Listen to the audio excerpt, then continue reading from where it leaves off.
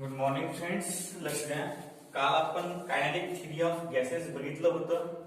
आज आपण एक नवीन कन्सेप्ट म्हणजे Dalton's law for partial pressure बघणार आहोत. काय बघणार आहोत? Dalton's law. Dalton's law for partial vapour pressure. Partial vapor pressure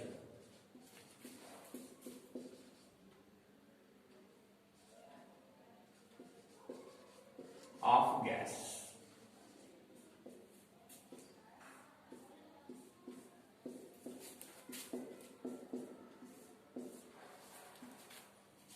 लक्ष द्या. डाल्टन, आपण जॉन डाल्टनला ओळखतो ऍटॉमिक मॉडेल पासून. ऍटॉमिक मॉडेलचं नाव आलं की जॉन डाल्टनचं नाव आहे. ते जॉन डाल्टनचं नाव आलं की ऍटॉमिक मॉडेल. परंतु ऍटॉमिक मॉडेलच्या व्यतिरिक्तही त्यांनी खूप साऱ्या गॅसेसचा स्टडी केलेला आहे. कोणी? डाल्टन. त्यांना असं म्हणणं होतं की समजा गॅसेस मिक्स होऊन राहिले. आता आपल्या वातावरणामध्ये खूप अलग अलग प्रकारचे गॅसेस आहेत. ते गॅसेस मिक्स होऊन राहिले आणि ते गॅसेस मिक्स होऊन राहिले, परंतु प्रत्येक गॅस मिक्स होणार नाही ना. त्यात काही ना काही गॅस मॉलिक्युल्स असे असतात की ते मिक्स होत नाही. मग जे मिक्स न होणारे गॅसेस आहेत ते अलग अलग प्रकारचं प्रेशर दाखवतात. हा डाल्टनचा लॉ होता. त्यांनी हा लॉ 1801 साली काढला होता. किती काढला होता? 1801 साली डाल्टननी हा लॉ काढला होता. आता बघा, partial vapour pressure of a gas बघत असताना त्यांनी काय सांगितलं की जे गॅस मॉलिक्युल्स मिक्स होत नाही. समजा आता कोणता दुसरा मॉलिक्युल आहे, ऑक्सिजन सोबत आणि हायड्रोजन सोबत मिक्स होत नाही. अशा प्रकारचे अलग अलग इंडिव्हिज्युअल गॅसेस अलग अलग प्रकारचे प्रेशर दाखवतात. म्हणजे या वातावरणामध्ये हजारो शेकडो गॅसेस प्रेझेंट आहेत. कोणी कॉम्बाईन रेशो मध्ये आहे, कोणी मॉलिक्युल्स मध्ये आहे, कोणी सिंगल फॉर्म मध्ये आहे, कोणी डबल फॉर्म मध्ये आहे, कोणी ट्रिपल फॉर्म मध्ये आहे. परंतु असं काही आहे का की ते गॅसेस मिक्स होतील म्हणूनच? त्यामध्ये काही ना काही थोडासा प्रॉब्लेम झाला की काही काही गॅसेस मिक्स होत नाही. मग त्याच्या प्रेशरवर डिपेंड यानं कोण लॉ काढला? जॉन डाल्टन यांनी लॉ काढला. जॉन डाल्टन प्रेशरचाही लॉ काढलेला आहे आणि जॉन डाल्टन आपण ओळखतो ऍटॉमिक मॉडेलसाठी महत्वाचा. आता यांनी या लॉ मध्ये काय म्हटलं पहा बरं. पहिल्यांदा पार्शियल प्रेशर म्हणजे काय डेफिनेशन काढली यांनी with the help of gas. Partial vapour pressure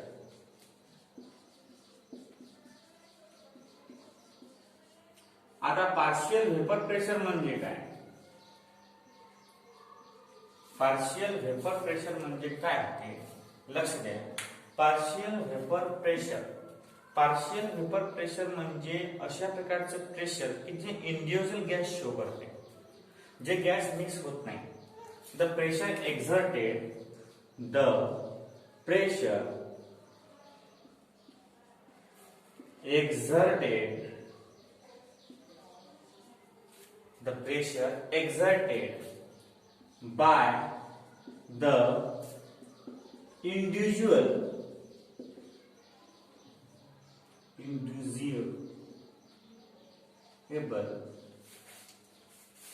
म्हणजे त्याला आपण म्हणून काय म्हणू? इंडिव्हिज्युअल म्हणजे बाय अ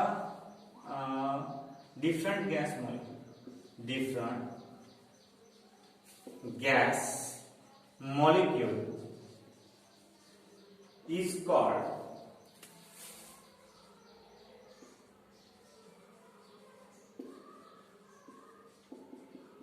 partial pressure. त्याला आपण पार्शियल प्रेशर असं म्हणतो. आता पार्शियल प्रेशर म्हणजे कसं की जे प्रेशर एखाद्या गॅस इंडिव्हिज्युअल डिफरंट म्हटल्यापेक्षा इंडिव्हिज्युअल चांगलं वाटते. इंडिव्हिज्युअल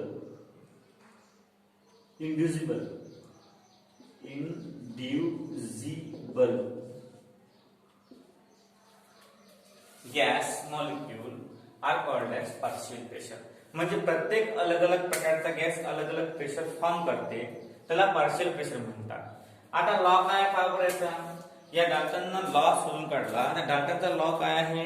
डाल्टनचं म्हणणं एकदम स्पष्ट होतं की आपल्या वातावरणात अलग अलग प्रकारचे मोस्ट इम्पॉर्टंट जे गॅसेस आहेत ते गॅसेस अलग अलग प्रेशर फॉर्म करतात, असं त्याचं म्हणणं होतं. आता त्याने काय केलं? त्यांनी फक्त एकच काम केलं की अलग अलग गॅसेस मॉलिक्युलचे त्यांनी प्रेशर काढलं. आता प्रेशर काढले म्हणजे with the help of some equipment काय म्हणते? The total pressure of a mixture of 2 or more non reactive gases. म्हणजे कसं आहे? नॉन रिएक्टिव्ह म्हणजे इंडिव्हिज्युअल गॅसेस. आता नॉन रिएक्टिव्ह गॅसेस काय असते? नॉन रिएक्टिव्ह गॅसेस म्हणजे समजा एक गॅस आहे, एक गॅस वातावरणातला दुसऱ्या गॅस सोबत रिएक्ट होत नाही, त्याला म्हणतात नॉन रिएक्टिव्ह गॅसेस. मग काय म्हणते? लॉ स्टेट दॅट काय म्हणते? द टोटल प्रेशर किंवा the pressure of 2 or more mixture of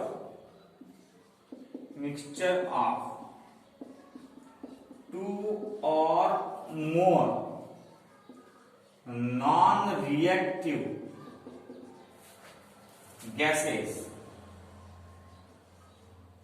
the pressure of mixture of 2 or more non-reactive gases. आता लक्ष द्या, या शब्दाचा अर्थ काय आहे?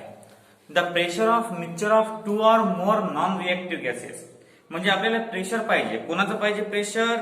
की अशा कन्सेप्टचं प्रेशर पाहिजे की जे नॉन रिएक्टिव्ह गॅसेस पासून बनलेलं आहे. द टोटल प्रेशर म्हणू शकतो आपण त्याला, किंवा आपण प्रेशर म्हणू शकतो. The pressure of a mixture of 2 or more non reactive gases is the sum of the partial pressure of individual gases in the mixture. आता बघा, इंडिव्हिज्युअल आहे, इंडिव्हिज्युअलचं स्पेलिंग चुकलं आपलं. इथे बघा काय आहे?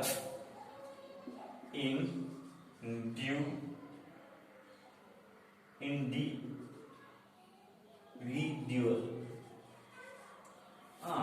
The pressure of a mixture of 2 or more reactive gases, non-reactive gases, is the sum of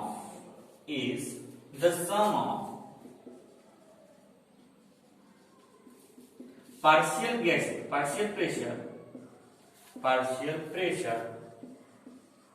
of the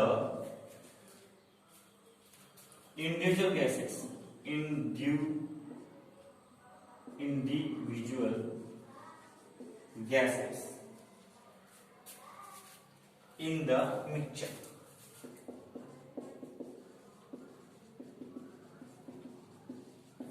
लक्ष द्या.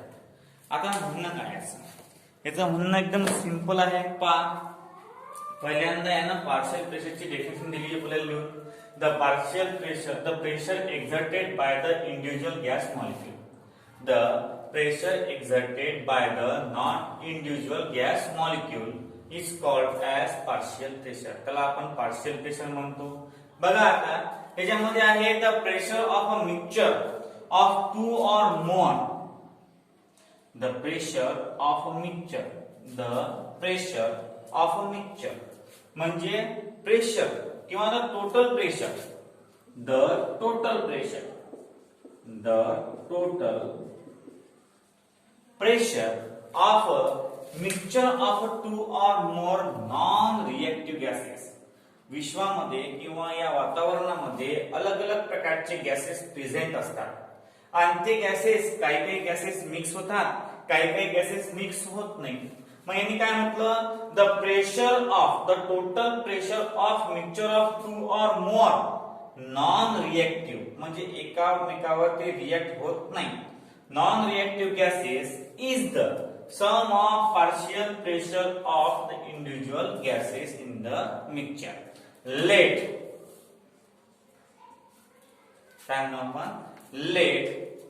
P total be the total pressure of mixture of gases, mixture of non-reactive gases.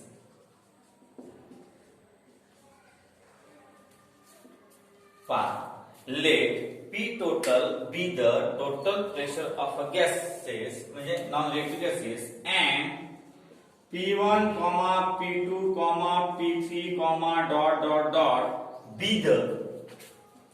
be the partial pressure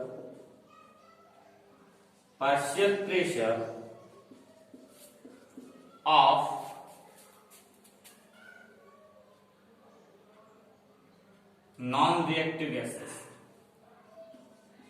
non-reactive gases. Therefore, by Dalton's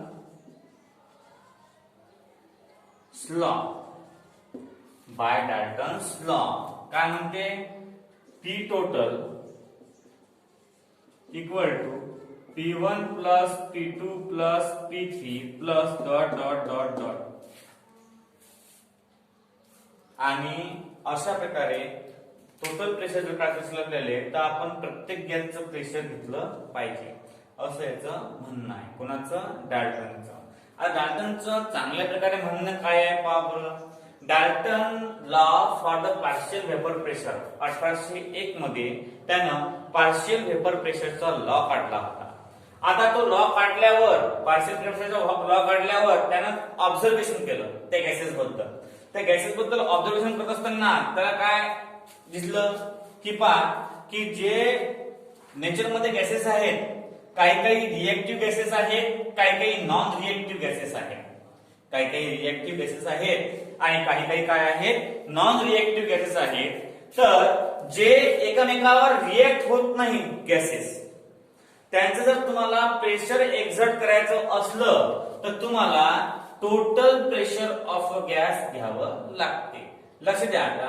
when the total pressure of a mixture of two or more non-reactive gases, the total pressure म्हणजे सर्व जेवढं काही pressure आहे gas मॉलिक्यूलचं तेवढं pressure, the total pressure of a mixture of two or more non-reactive gases is the sum of partial pressure of the individual gases in a mixture. म्हणजे सर्व gases जेवढे आहेत म्हणजे जेवढे गॅस मॉलिक्यूल प्रेझेंट आहेत त्या सर्व गॅस मॉलिक्यूलचे वन बाय वन आपण जर बेरीज केली त्यांच्या प्रेशरची तुम्हाला टोटल प्रेशर मिळते. काय मिळते? Total pressure. मग याचं म्हणणं काय आहे? The total pressure of a mixture of two or more non reactive gases. हा शब्द महत्वाचा आहे कारण डाल्टननी फक्त जे गॅस मॉलिक्यूल एकामेकावर रिएक्ट होत नाही त्याच्याबद्दल सांगितलेलं आहे. जे एकामेकावर रिएक्ट होतात त्या मॉलिक्यूलचा बद्दल काही सांगितलेलं नाही. बघा the total pressure of mixture of two or more non reactive gases is the sum of partial pressure of the individual gases in a mixture. म्हणजे सर्वांच्या प्रेशरची जर आपण ऍडिशन केली तर तुम्हाला टोटल प्रेशर मिळते. काय मिळते? Total pressure. अशा प्रकारची कन्सेप्ट या डाल्टन यांनी मांडली.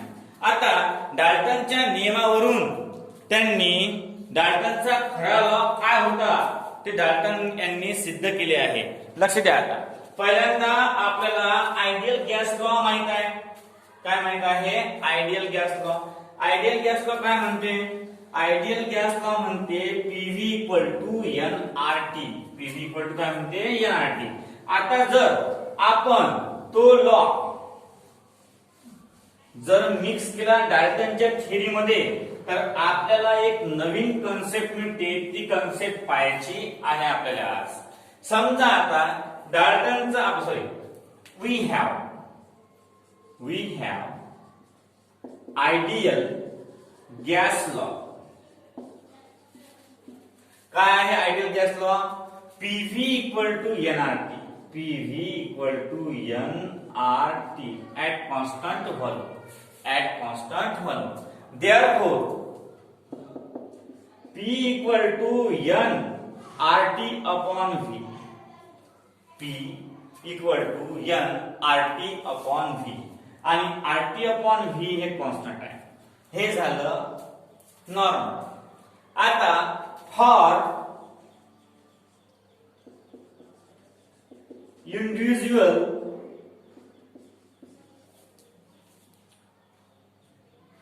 gases, P1 equal to N1 RT upon V, P2 equal to N2 RT upon V, and P3 equal to N3 RT upon V, and so on.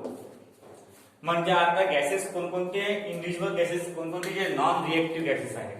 इथं for non reactive gases लिहिलं तर चालते. For non-reactive gases, for non-reactive gases, we have the ideal gas law PV equal to nRT. PV equal to nRT. Therefore, that V is multiplied by P, and that side that V is divided by P. Therefore, P equal to N RT upon V. याच्यामध्ये volume constant आहे. याच्यामध्ये काय आहे, volume constant आहे for non reactive gases.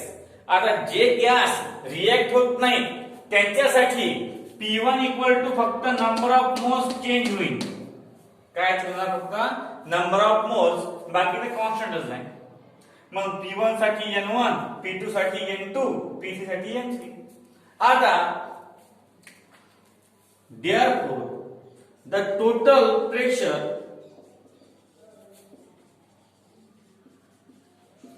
of a gas molecules in a mixture. आता mixture मध्ये total pressure काढायचं आपल्याला, तर according to Dalton's law, according to Dalton's law,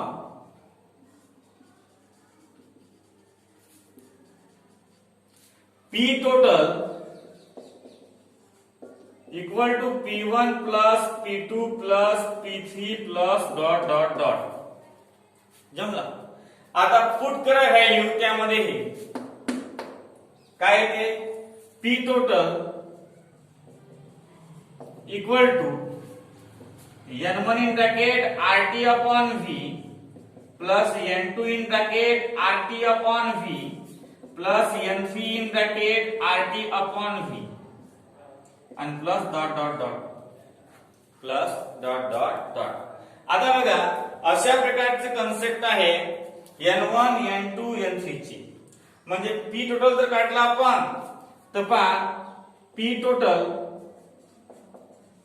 equal to N1 plus N2 plus N3 plus dot dot dot dot in bracket RT upon V. RT upon V. आणि N1 N2 N3 हे जे आहेत हे आहेत number of moles for the gas molecule. मग काय ते समजा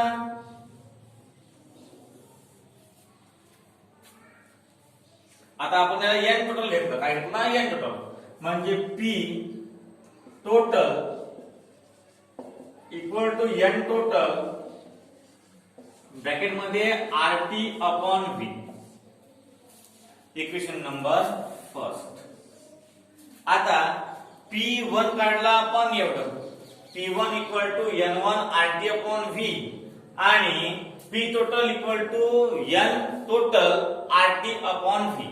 आता बघा P1 आणि Pn, तर हे आपल्याला सांगता येईल. नंतर बघा याचं रूपांतर केलं आपण N total equal to P total upon RT upon V. याला आपण इक्वेशन नंबर सेकंड द्यायचं. काय त्याचं इक्वेशन नंबर सेकंड. का बरं, कारण हा आपण जो R अपॉन T आहे हा या साईडने घेऊन गेलो, तर हा मल्टिप्लिकेशन होता पहिले, नंतर त्या डिवायडेशन लागला.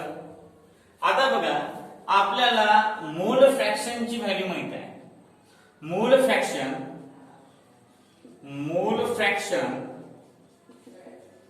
Equal to number of moles of solute upon number of moles of solution म्हणजे n टोटल, म्हणजे n1 अपॉन n टोटल. तर आपले इकडे म्हणतो आपण x mole fraction equal to mole fraction of 1 equal to, आता n1 ची किंमत काय ठेवली आपण p1 upon RT upon V आणि n टोटल ची p total upon RT upon V. RT upon V cancel.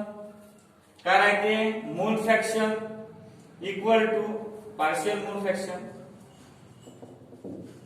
Equal to P1 upon P total. Therefore P1 equal to X into P total. आणि हा law सांगते डाल्टनचं expression. काय म्हणते की the partial pressure of a non-reactive gas, the partial pressure of a non-reactive gas is the product of mole fraction of that gas and total pressure of a gas molecule. लक्ष द्या. अशा प्रकारे याच्यावरून त्यांनी हा फॉर्म्युला सिद्ध केला आणि नंतर शेवटी वाक्य म्हटलं त्यांनी, शेवटी वाक्य कोणतं म्हटलं त्यांनी की the partial pressure of a gas is obtained by multiplying the total pressure of a mixture and mole fraction of that gas. म्हणजे त्या गॅसचं जर आपण मोल फ्रॅक्शन काढलं, त्या गॅसचं जर आपण मोल फ्रॅक्शन काढलं तर आपल्याला टोटल प्रेशर पार्शियल म्हणजे total pressure of a gas molecule काढायचं असतं आणि त्यानंतर तुम्हाला टोटल प्रेशरचा आणि मोल फ्रॅक्शनचा काय करायचा असतो, गुणाकार करायचा असतो. आता बघा डाल्टन्स लॉ पाहत असताना आपण काय पाहिलं. डाल्टन्स लॉ काय म्हणते, डाल्टन्स लॉ एकदम सिंपली म्हणते की या निसर्गामध्ये खूप सारे गॅसेस प्रेझेंट आहेत. या निसर्गामध्ये खूप सारे गॅसेस काय आहेत, प्रेझेंट आहेत आणि त्या गॅसेस जे गॅसेस प्रेझेंट आहेत ते गॅसेस काही मिक्स होतात, काही मिक्स होत नाही. म्हणजे काही रिएक्टिव्ह असतात आणि काही नॉन रिएक्टिव्ह असतात. काय असतात, काही रिएक्टिव्ह आणि नंतर काही नॉन रिएक्टिव्ह गॅसेस प्रेझेंट असतात. या निसर्गामध्ये काही रिएक्टिव्ह गॅसेस प्रेझेंट असतात, काही नॉन रिएक्टिव्ह गॅसेस प्रेझेंट असतात. आता नंतर काय म्हणतो की ज्या वेळेस तुम्ही नॉन रिएक्टिव्ह गॅसेस घेसाल तर त्यांचं जे पार्शियल वेपर प्रेशर आहे ते प्रत्येकाचं काय असते, इंडिव्हिज्युअल असते. म्हणजे ते एकसारखं प्रेशर दाखवत नाही आणि ते प्रेशर दाखवलं, ते प्रेशरची जर ऍडिशन केली आपण तर आपल्याला टोटल प्रेशर ऑफ गॅस मिळते. लक्ष द्या. आता समजा टोटल प्रेशर काढायचं आपल्याला तर P टोटल इक्वल टू पहिल्या गॅसचं प्रेशर प्लस दुसऱ्या गॅसचं प्रेशर प्लस तिसऱ्या गॅसचं प्रेशर आणि प्लस सो ऑन.